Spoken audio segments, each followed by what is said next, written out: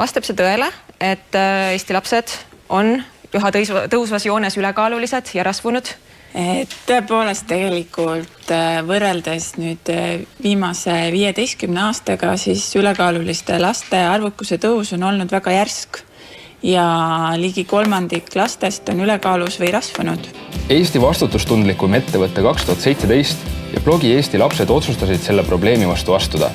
Kuid kuidas motiveerida meie lapsi tasakaalustatumalt toituma? Otsustasime neid kaasata, sest kui laps saab ise kokata, soovib ta ka ise oma meistriteost maitsta. Korraldasime Eesti põhikoolides suure tasakaalukat toitumist ja toidu valmistamist propageeriva konkursi Retsepti meistriklass 2018. Selle eesmärgiks oli kutsuda klasse välja mõtlema erinevaid lastele jõukohaseid ning kasulikke retsepte, mida oleks tulevikus kõigil võimalik katsetada. Osalevatest õpilastest said saadikud, kes tekitasid huvi ja põnevust ka teistes oma kooli õpilastes.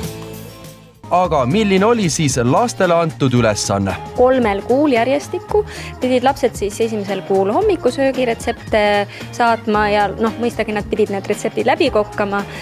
Teisel kuul olid vahepalad ja 3. siis kas õhtu või lõunasöög. Igal kuul laadisid klassid oma retseptid, fotod ja videod üles konkursi veebi, kus žürii ja publik said finaali valida parimad retseptid. Samuti pakkusid oma retsepte välja nii Rimi peakokk, toitumisnõustaja kui ka Eesti populaarsem toidublogi Retseptisahtel. Lisaks tuuritas konkursi ajal mööda Eestit Smoothie-tuur koos toitumisspetsialist Katri Merisalu ja Laura Pritsiga, kes rääkisid lastele tervislikust toitumisest ja nutikatest nippidest.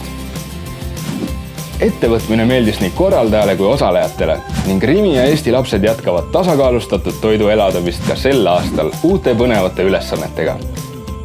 Algus on igal juhul edukalt tehtud.